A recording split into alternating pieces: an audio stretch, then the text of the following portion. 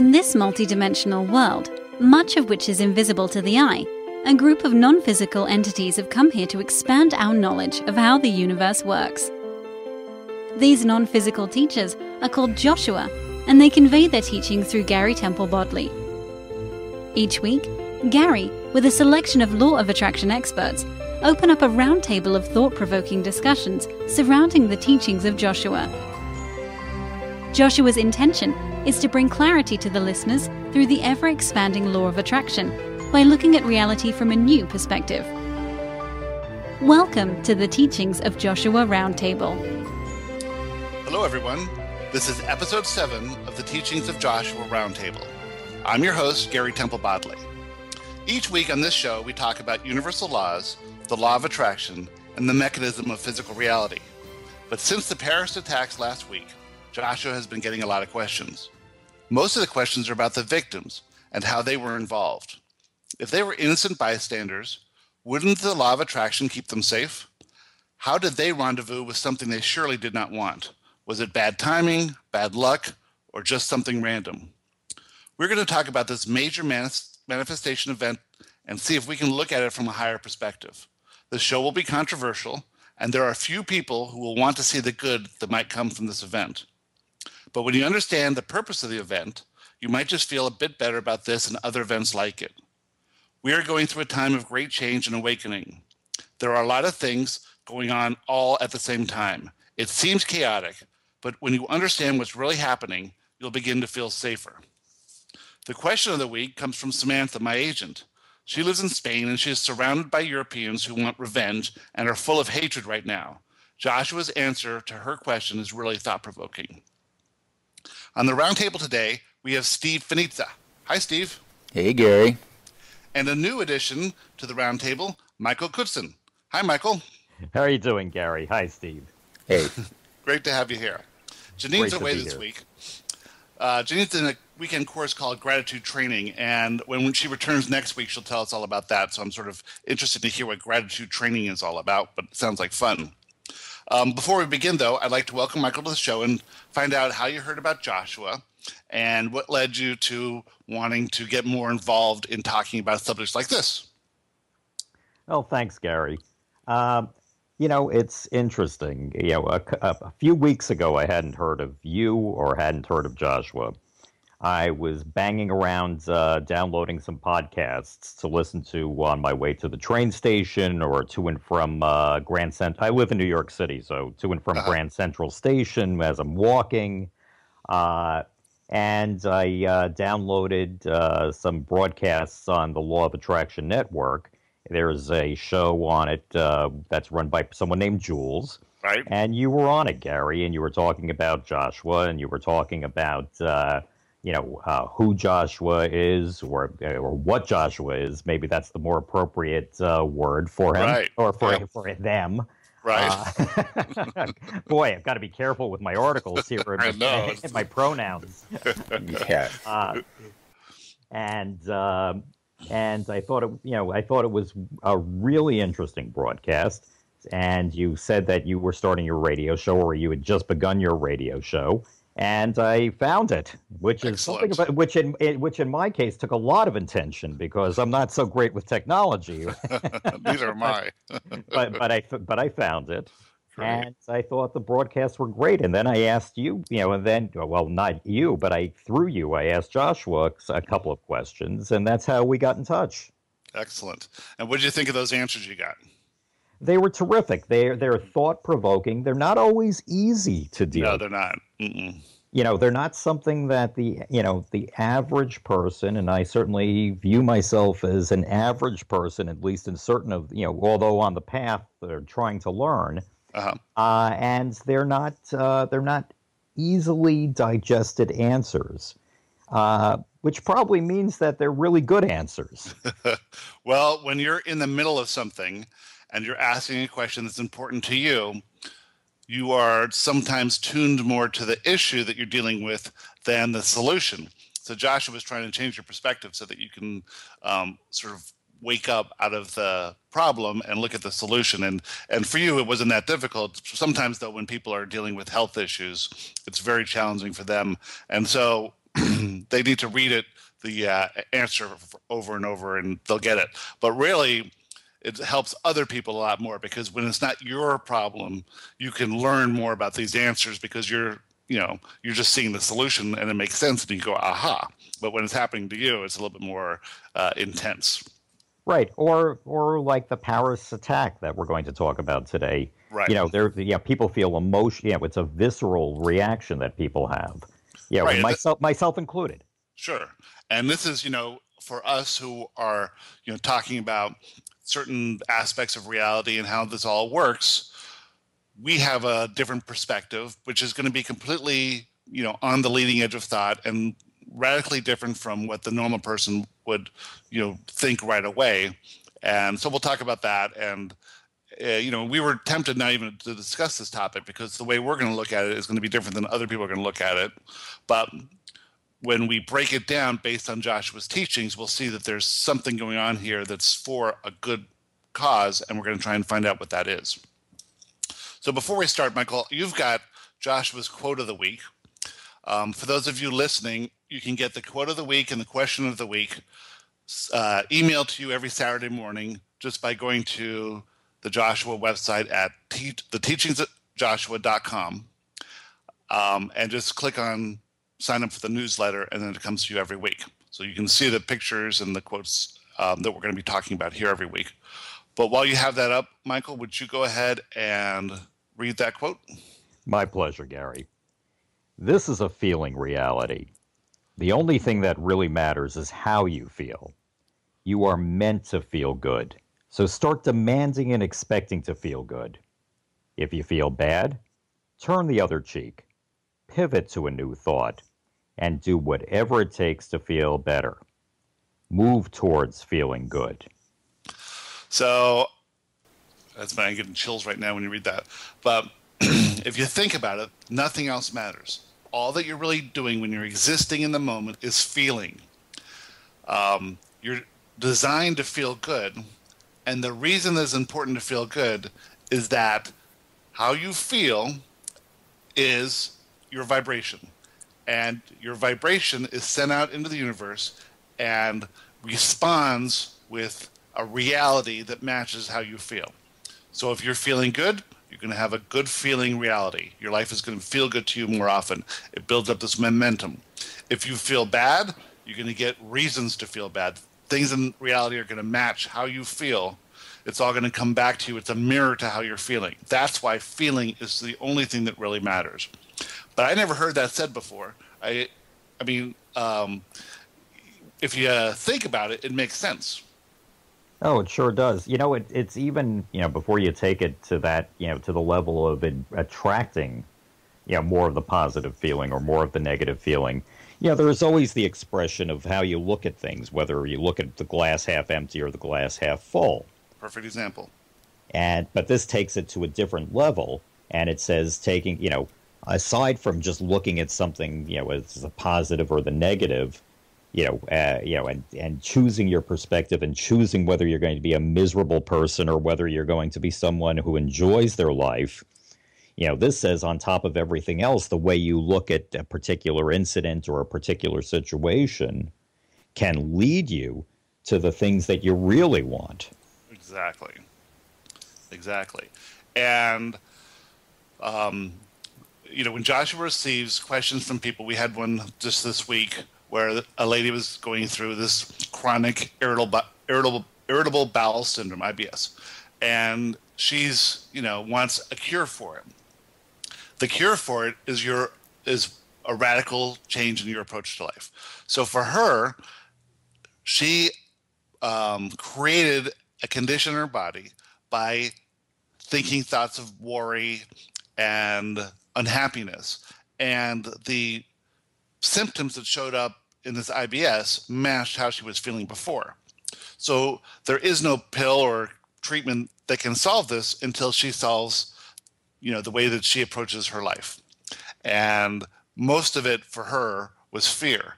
And if she could just stop worrying so much, and realize that she's safe and protected and taken care of, and well-being is her, main thing that's going on here, then she can then this condition is not needed, not necessary for her to experience anymore, and will go away.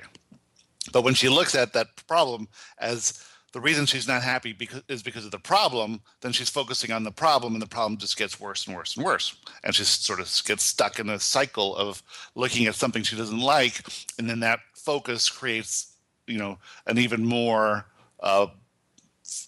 horrible feeling for her. So that's true of everything, and that's why feeling good is such a important part. But no one really understands that. You sort of think that you go through life feeling good sometimes and feeling bad sometimes. And it's okay to feel good and okay to feel bad. And no one ever teaches you that, no, it's not okay to feel bad. If you're feeling bad, it's a sign that you're thinking in a way that doesn't line up with what you really want or who you really are. And it's just going to make the reality something that you do not prefer rather than something you do prefer. And that's why focusing on feeling good and what you want moves you towards whatever it is you want.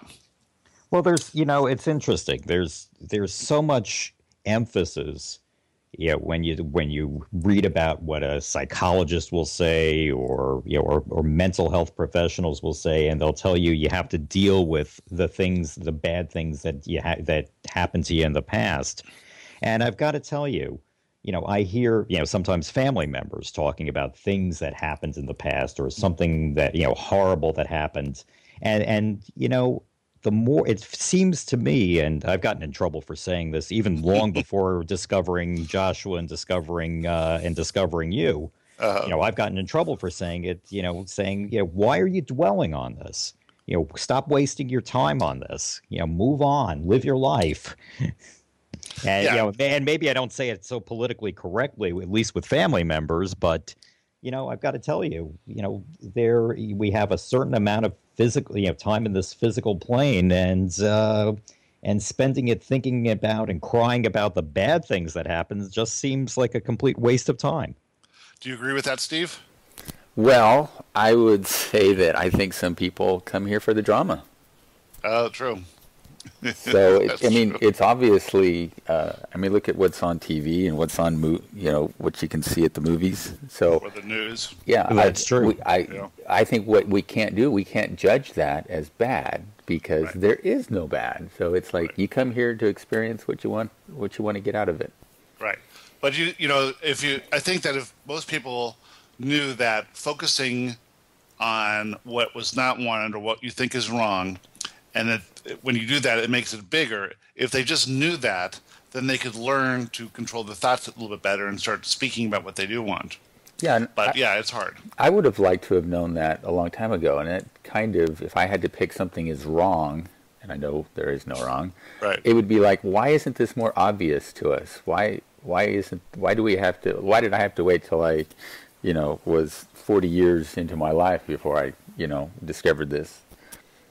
Yeah, it's interesting because how we work as humans, if you touch a hot stove, you immediately pull it away. You don't leave it on there. Like our survival is based on feeling good. If it's raining, we go inside. If it's cold, we, light a fire.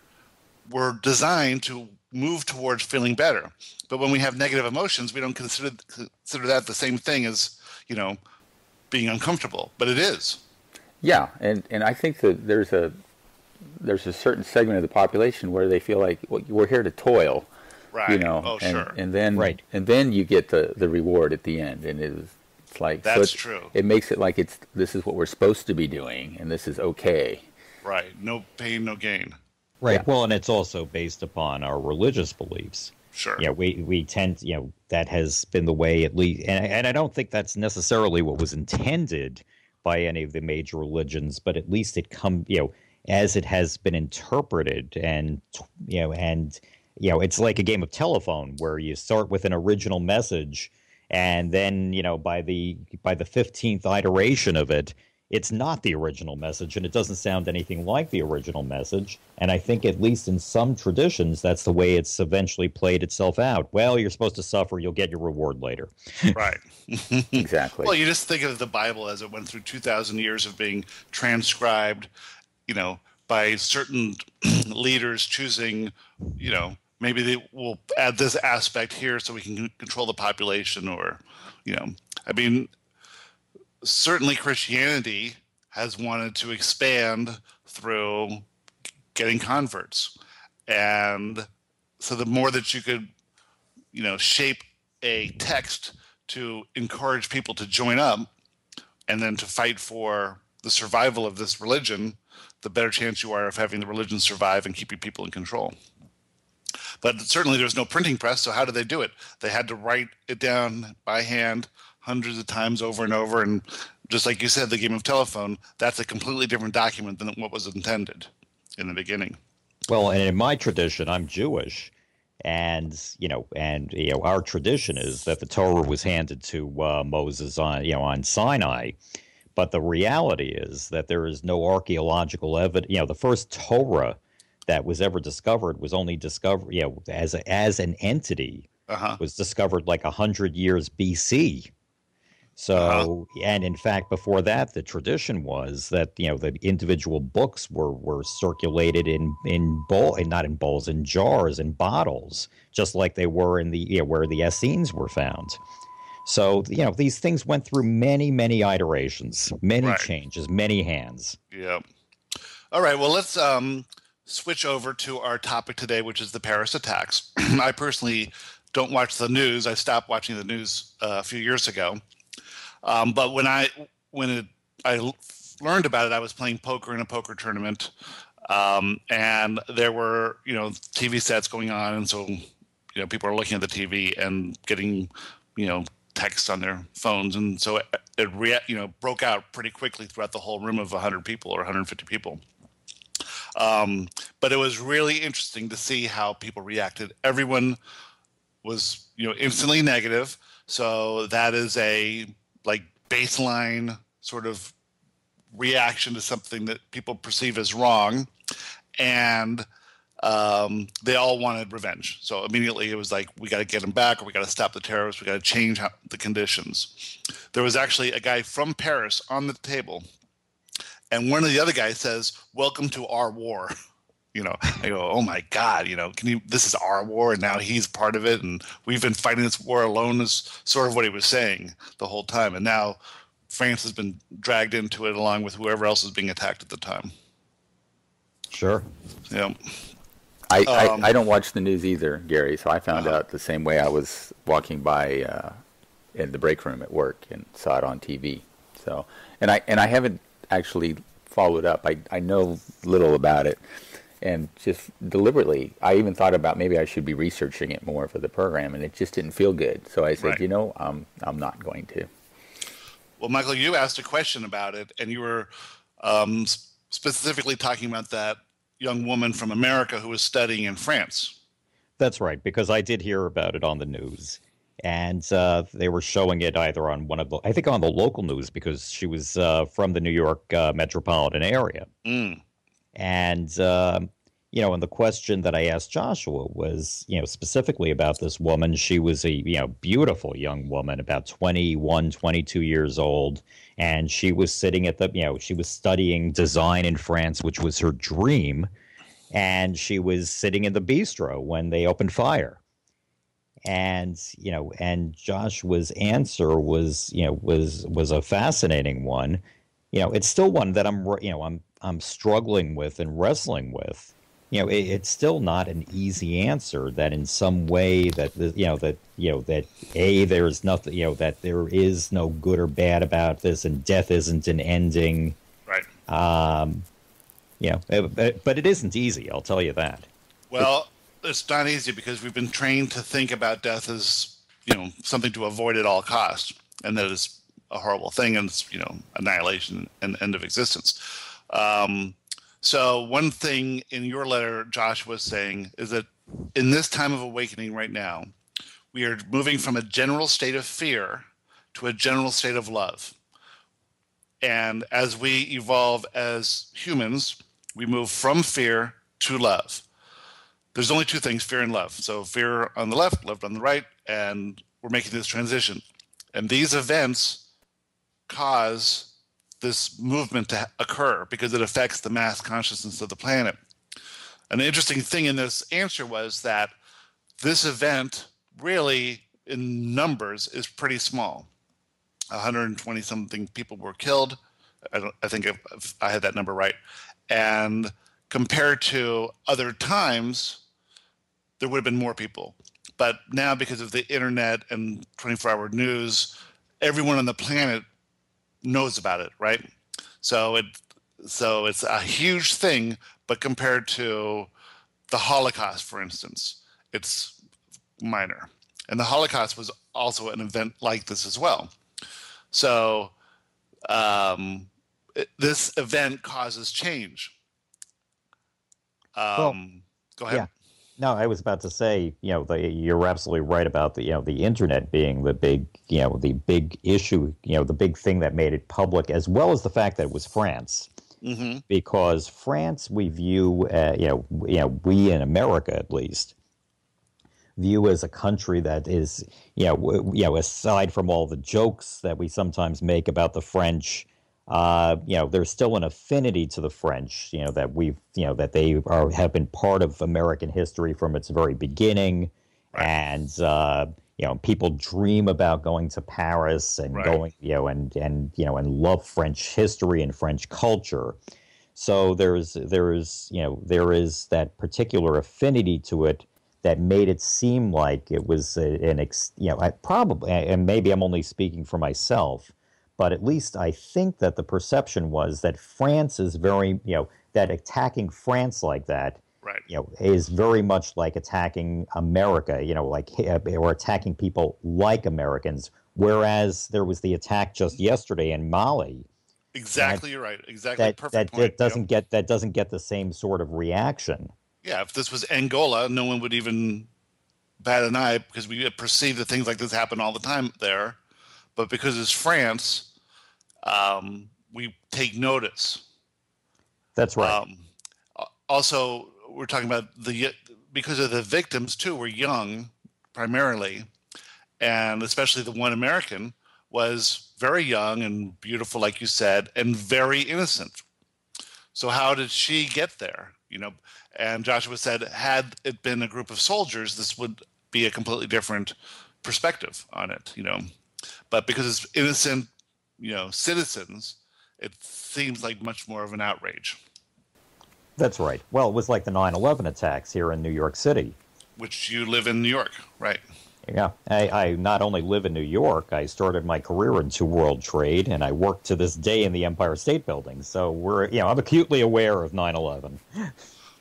So then, okay, so if we look at the event of 9/11, for me, it was like, oh my God, what have we done to cause such rage? And that was before Joshua, really.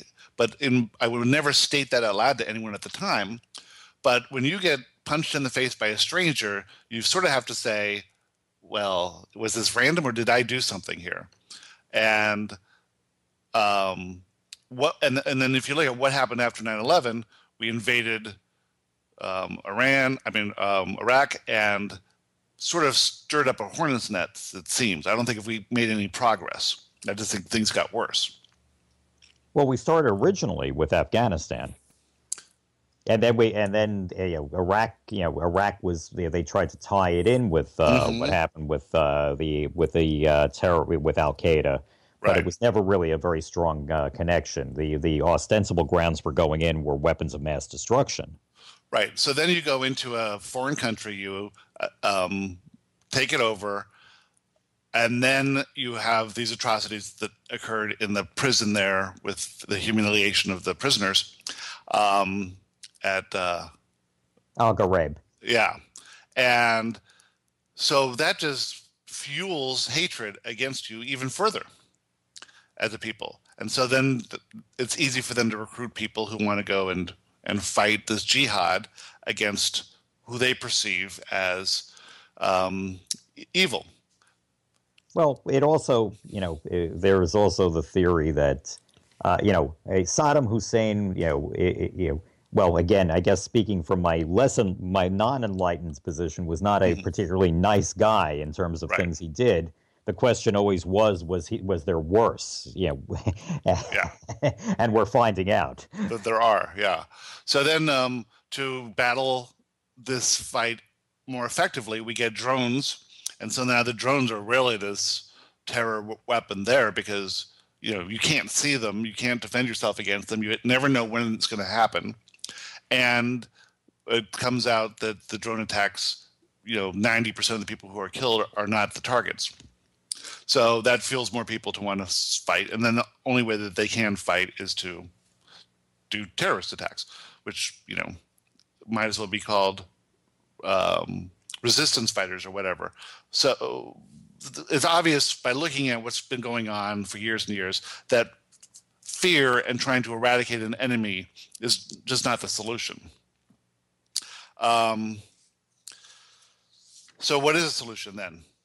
And if you were listening to what Josh was saying, that there's two choices that you can make, love or fear. You can't choose both. You can only choose one. We've been going down this path of fear, fearing terrorist attacks, fearing, what they could do, and fighting against it with a huge military machine. But is it effective? And we can see that it's not effective. And you can say the same thing about the drug wars too, fighting against what they were fearing, and putting a lot of energy into it. And the drug, culture has just blossomed like crazy. And now we're starting to see that marijuana is being accepted. And it was just this week, I think, that the minister in England for health said that had they done this, 100 years ago and legalized pot, they would have had alcohol on that category, 26 down the list with other, narcotics and drugs and stuff like that. He was actually fired for saying this, but it's, this fight against things just isn't working. And acting out of fear can never work, but acting out of love leverages the forces of the universe, and acting out of love is really the only practical solution. So my question there is, how does Joshua say that, because this Paris attack created outrage, but right. How do they make the leap? How does the mass consciousness make the leap from outrage and anger to love? I don't see the direct, like the 9/11 event, we've had quite a few years, and have we seen that shift? Well, like Michael was saying earlier when we were talking before the show, there was a lot of outpouring of love initially. And this is actually what Samantha is going to talk about when we get into that. But I think it's a longer term view.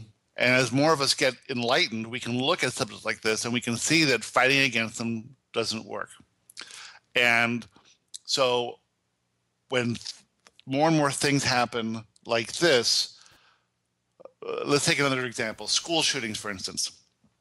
So when you're facing a school shooting, there's really nothing you can do. How can you stop a school shooting from starting? And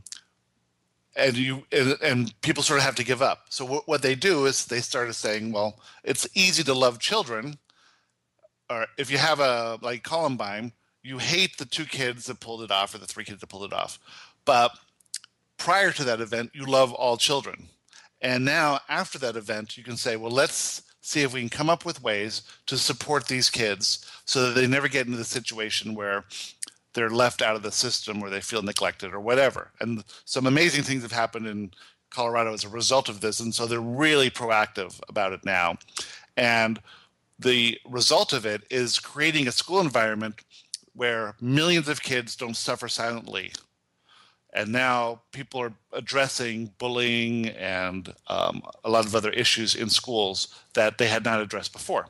Well, it's a little bit different here because we sort of think that the Muslims are, in certain Muslims or radical Muslims, are our enemy from the get-go, right?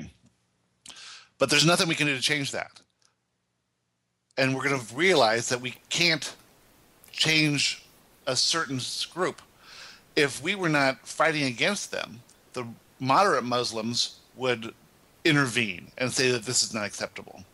But even the moderate Muslims are saying that, well, we're sitting here under attack, or our brothers in other countries are under attack, and this radical behavior of a few of them is not so outrageous. But if they attacked, like Costa Rica, for instance, who has never had doesn't even have an army, then probably a lot more radical, moderate Muslims would take offense to that and say, listen, we got to do something about this. And that would probably start with, how do we frame our religion so that we can be a religion of love, which is what the Muslim religion in essence is, and all religions in essence are. And how can we, create an environment where we can discuss these things without having to, fight an enemy. And if there was no enemy, right, who would they be fighting? That's I think the point that we're supposed to see here, and that I think more and more people will see it as they start to realize that fighting against things don't work. That's my only thought. What do you guys think about that? Well, yeah, I heard Steve's Yeah. These are all very, again, these are very tough things to deal with.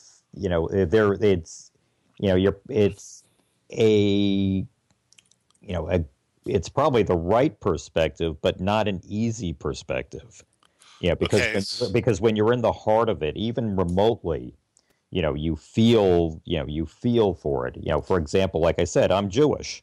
Yeah. And when I hear about a Palestinian attack or Gaza launching missiles at Israel, I go nuts. Yeah.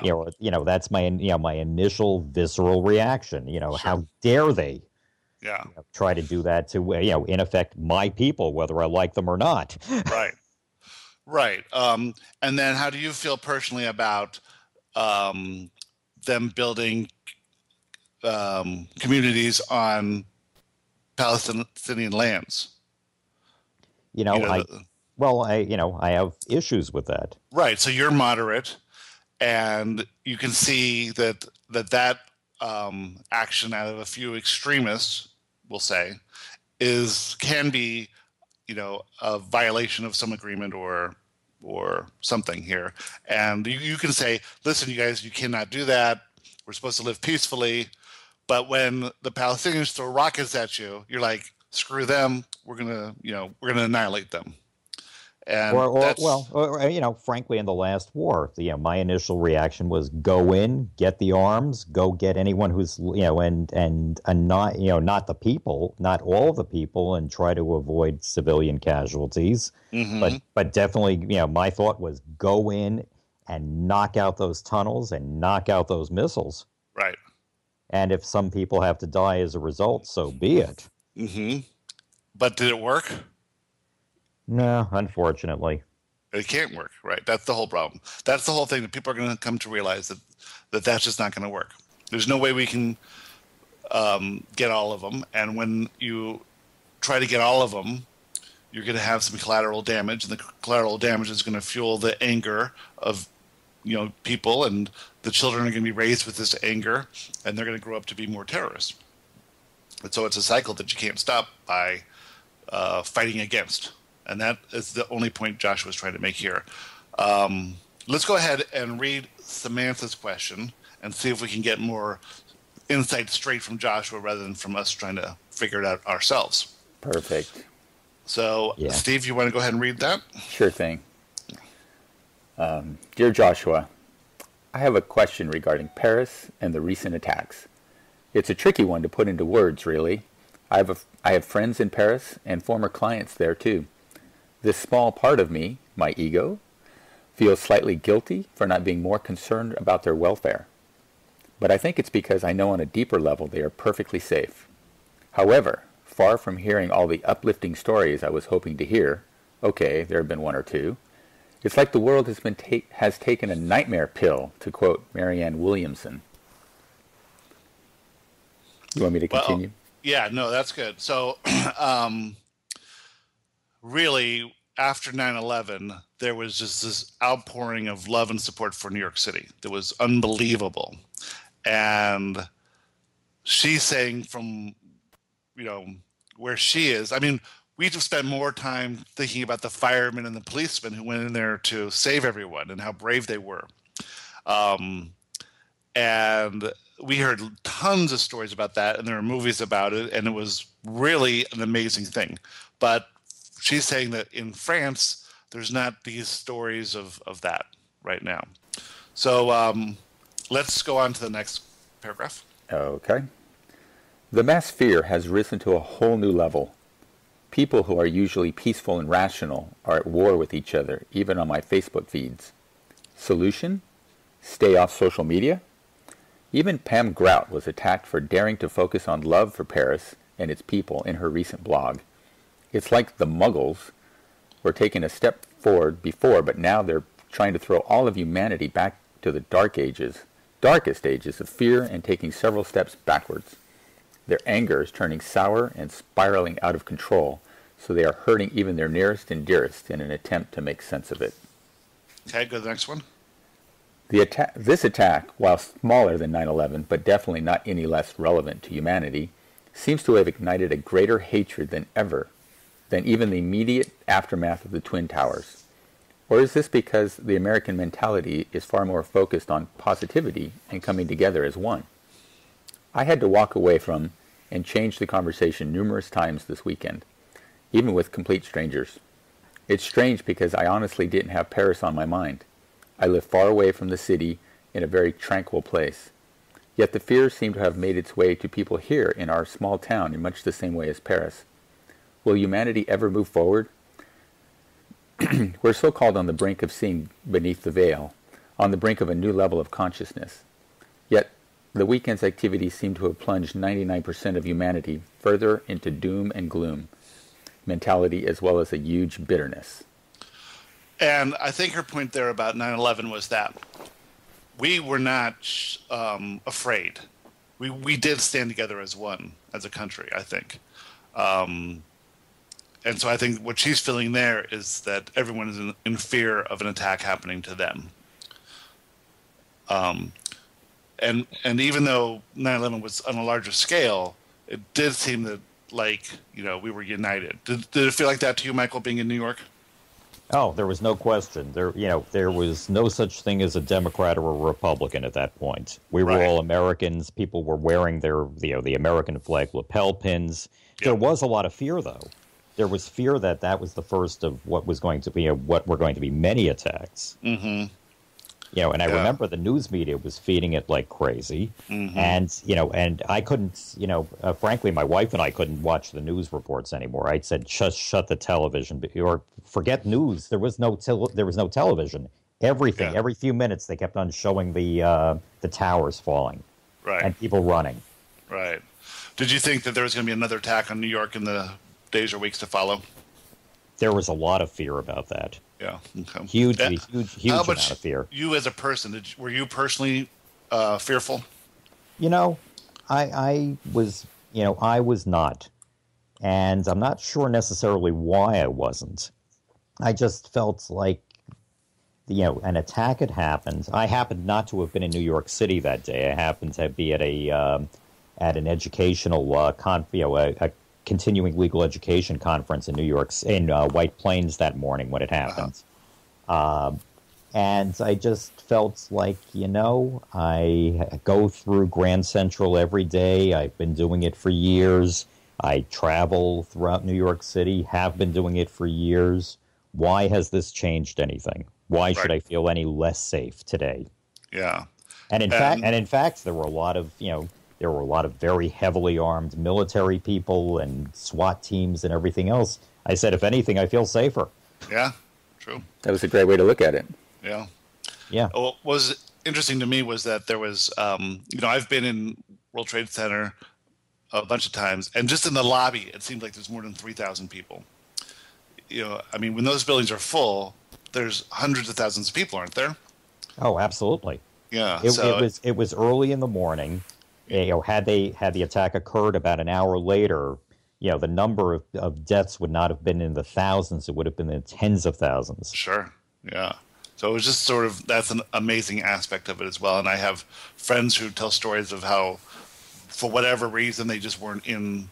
I have a really good friend that I play poker with, and he worked in that building, and he said it was just this weird thing that he didn't go into work that day. He went to work every day, and he was always there by 7 a.m. He was a stockbroker.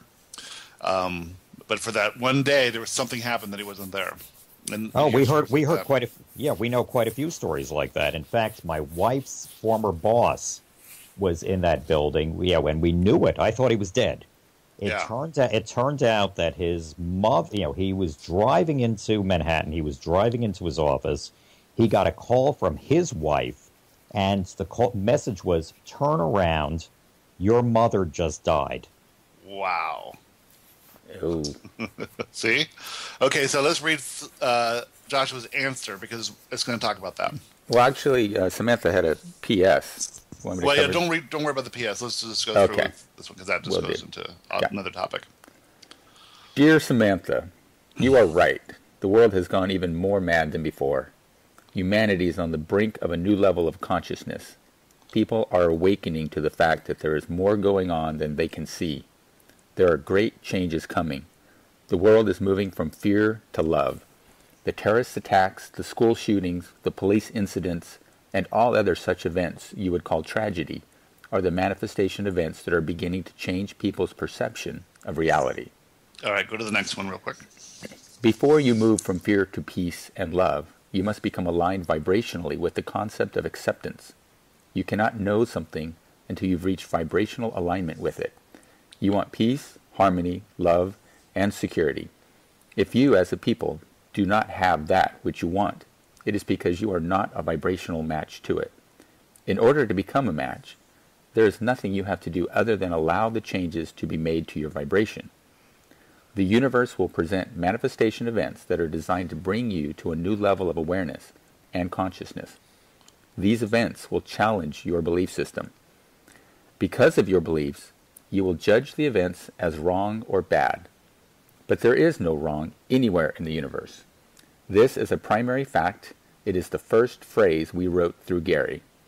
If there is no such thing as wrong, then what makes it wrong is your belief system and your perspective, and they are at odds with what it is you really want. Alter your beliefs and perspective, and you will become changed. This change will raise your vibration so that it aligns with what is wanted. Does that make sense to you guys? It does. It's interesting. After, even after, kind of reliving some of the memories of 9/11, I felt some energy drain from me. And then as Steve was doing his very, his good reading of what Joshua just wrote. And by the way, you have a great, you could be the imitation of Joshua, Steve. You have a great reading voice. Okay. But as you were reading it, I felt uplifted. Yeah, me too. Yes, and that's what I love about this, is that it can take something and just, and this is a feeling universe of our physical reality, and if it makes you feel better, that's what it's all about. I got chills when you read it. Yeah. And I had read it before too, but when you read it out, in particular, when you just read it out loud, I really felt, I felt like this dark energy just lift. And I think it's because we spent a few minutes talking about how we felt as humans, and then when Joshua speaks so clearly, we sort of come to align with what we really do want is peace, love, harmony, and security. And if we're not getting it, it's because we're not yet aligned with that. Okay, go on to the next paragraph. And I just want to add that this is Joshua's answer to most things that come up in life. It's all about this. The universe is vibrationally helping you change so that you can get what you want. So, okay, right. I'll move on here. Yeah. When you ask for something, the universe answers and it is given. If you do not have that thing you want, it is because you are not yet a vibrational match to it. That's okay. The universe will help you become vibrationally ready by presenting you with challenges to your perspective and belief system. If you resist, you'll feel negative emotion. That bad feeling emotion is your indication that your perspective is not aligned with the version of you that will be ready for what you want. If you can alter your perspective, and as a result you feel better, then you have raised your vibration and you'll be ready for the next manifestation event that will help to shape your perspective and beliefs even further. In a short while, as long as you are not resisting, your vibration will be raised enough so that the thing you really want actually manifests into your reality. This is simply how the mechanism of physical reality functions. That's all there is to it. You want something, you are not a match to it because your beliefs, primarily, are opposed to it. And the universe is going to place you into these situations that challenge your belief.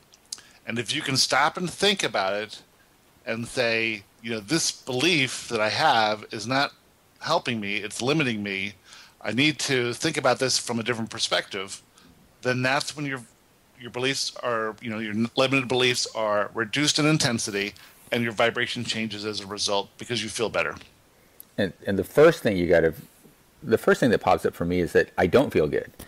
And right. then that triggers, okay, why am I not feeling good? What is the belief that I feel has been violated by whatever I'm thinking about right now? Because that's the belief that's false. And that's what you have to work on minimizing or changing your perspective on. So I think that the majority of people who saw the attacks in Paris felt fear that they could happen to them. And that is, so what do? You cancel your trip to Paris, or you hide out in your house, or whatever. And these things are all things that limit you. Well, you're doing what makes you feel better, in a way. Well, you don't feel good. I mean, yeah. So choosing not to go to Paris, I don't know. Does that make you feel good? Well, I think or maybe a little less bad is probably, is that the way we want to live is the question. Well, if you get angry at someone, it really makes you feel good to punch them, but it's not helping you. Well, you're in a lower vibrational state. Right. So any decision you make from a lower vibrational state is going to be a low vibration action. So that decision to not go to Paris is made from a fear-based stance. Right. But it does make you feel better, and you are going up that ladder of emotion, better emotions.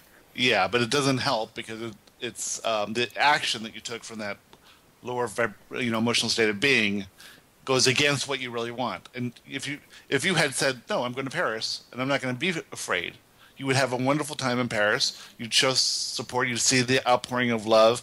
You'd be like one of the few Americans there. So the Parisian people would be like, thank you for coming and supporting us. You'd see all this love. And if nothing else, you wouldn't have to make fewer reservations. Yeah, exactly right. but if you were pushing through it, like let's say you really were in a fear-based state and you were just going, I know I should do this, but you weren't truly ready for it, and you did have some overriding fears, that you would go to Paris and you would not have an ideal time because of the state you were in. Yeah, right. But if you could pull yourself out of that low emotional state of being, realize that it is fear-based, and we went to South Africa right after 9/11, and we were literally the only Americans in South Africa because nobody was traveling outside of the country. And we went to I don't know, flying. I guess people weren't flying as much back then, but we had no issues. Everything was worked out perfectly. We went to Athens first and stayed there a few days on the way back to and back, and spent a whole 5 weeks with the family. It was really great. But literally there was not one other American we saw in the whole time we were there. It was incredible. Yeah, but it probably was the ideal time to go. It was unbelievable. What happened was the exchange rate went from 8 Rand to $1 to 14 Rand to $1, and we were millionaires. Everything was so cheap. Okay, so go on to the next one. Okay, go ahead. You as an individual. Okay, thanks. You, as an individual, can become aligned with peace, love, and acceptance, whether your fellow man, neighbor, or even family members are aligned with you. It is always an individual thing. As you become personally aligned with love, and you are then perfectly aligned with the power of the universe, you will affect the mass consciousness of your society. One who is aligned with love is more powerful than millions who are aligned with fear. Your individual acceptance of the laws of the universe will not only be of great personal benefit to you, but your example will become a beacon to others. You cannot preach what you know. You can, however, be fearless in your resolve to love unconditionally. Very good. Okay, go to the next one. So we see you as aligned with love. We see that your perspective on this subject is in tune with who you really are. you understand that the manifestation event called the Paris attacks was created by those involved not to instill fear, but to bring about love. If this is your perspective, and you feel positive emotion when thinking about this event in this way, then you can be assured that you are aligned with love, not fear. But if you are thinking that the attacks are wrong, that the terrorists are bad, and that the victims were unlucky innocents, then you are aligned with fear, and you will feel negative emotion in the form of hatred and outrage. In an attempt to feel better, you will insist on revenge and retaliation. You will want to annihilate your perceived enemy. You will lash out at others who seek peace because you fear that those people will stand in the way of your revenge, and you believe that revenge is the only way you will ever feel better. But this is a false premise, and it will not work. It simply goes against the laws of the universe. Okay. So, go into the next one there. if you can see that these terrorist attacks, school shootings, and other such events are manifestation events designed to bring humanity what they really want, and you feel better as a result of looking at these subjects from the higher perspective, then you are personally on the right track. However, you must also see that everyone else who is operating in the old approach to life is simply reacting out of fear. They will make you wrong because it makes them feel better when others agree with their beliefs. Everyone is motivated to do whatever they can do to feel better. They are simply in a state of resistance. They feel powerless. Right. So even if you personally can look at this event and events like it in a way that makes you feel better, you don't have to change how other people feel about it. And you can allow them to make you wrong if they want to, because they're just trying to make themselves feel better. You don't have to defend your position at all. And you can see it is, there's nothing wrong with how they're reacting or perceiving to it. Right. It's all working out perfectly. Yeah. Right. Okay. Next one. Okay. If you can see that these terrorist attacks, Next paragraph. Sorry. As the events continue to occur, people will begin to question their beliefs. When they stop seeing the terrorists as wrong and the school shooters as evil, they will awaken to a new approach to life. Some will find teachers, such as us, who will help them see a new perspective. Soon others will follow. You are one of the few pioneers. You are personally more advanced than most. This is your gift, yet it can feel lonely on the leading edge of thought. But as you continue to raise your vibration, as you accept the actions of the fearful masses that surround you, you can see them from the higher perspective as well. When you look at them and feel compassion rather than annoyance, you have altered your perspective and you have raised your vibration even higher. You are more loved than you can imagine. Everything is working out perfectly. You are doing very well indeed, and we are excited to see what comes next. Joshua. Right. So the process of these events is to alter people's beliefs, and it may happen just a couple people at a time. And as people, maybe it's because people feel powerless, and then they seek out ways to feel better, and then they find Abraham or Joshua or anybody else, and then this leads them into a different approach to life or a different way of thinking, and maybe this solves the issue once and for all over the long term. Who knows? But these are not easy things to digest. I heard Steve's Yeah. It's funny because Janine too. We've been talking to Janine as well, and so she just so happened to have this,